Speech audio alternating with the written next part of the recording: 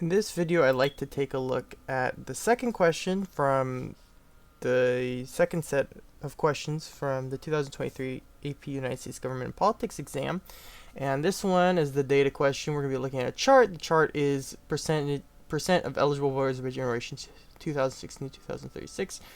We see here eligible voters. We see here the year of the eligible voters, and then here's our key. The age groups we're going to be looking at are the silent generation, the baby boomers, Generation X, millennials, and Generation Z.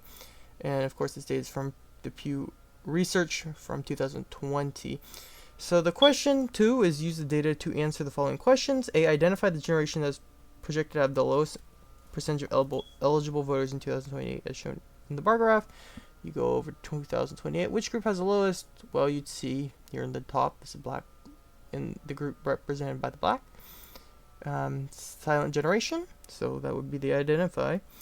B, describe the trend over time as shown in the bar graph. Basically, as time continues, these older generations have less of a vote share, while the newer generations have more of a vote share.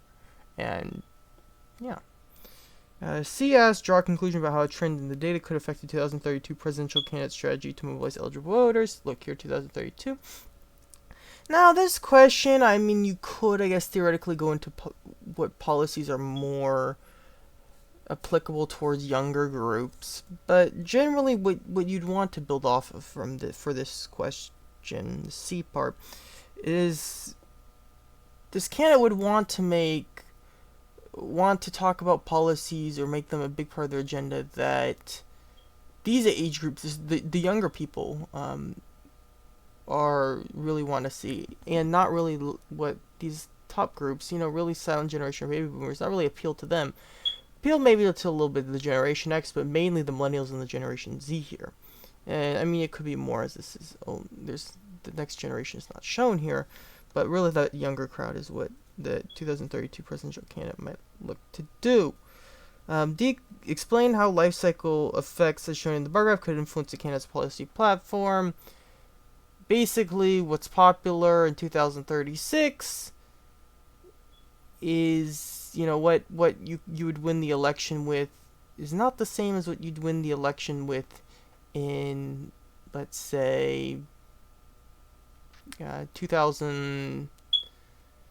Well, you could even go back to the 1990s, but really like 2016.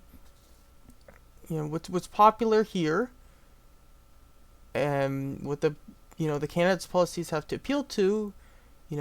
Here you can appeal to some of the silent generation, baby boomers, and Generation X. But here, really, what you want to, by the time it's 2036, who you really want to appeal to are Generation Z, millennials, and maybe a little bit of Generation X still. And it's not just whatever policies are popular with the younger groups, it's also their life, what impacted them in life. You're not going to appeal to World War II, and all that heavily as you did here, well, because most of the population wasn't alive then. Would you appeal towards other events, some major, I don't know, if you had some health emergency, some center to help with health emergencies. Maybe you'd appeal to a COVID-19 pandemic here, even though that's, I don't know. Or maybe a late 2000s recession, or a 9/11, or something of that case. Something, or the wars in the Middle East. Something that this younger generation, those historical events that this younger generation experienced, but maybe the older generation didn't. So you have to appeal to different events, but that's somewhere where you can start. You can go into a few different directions though from that place on this question.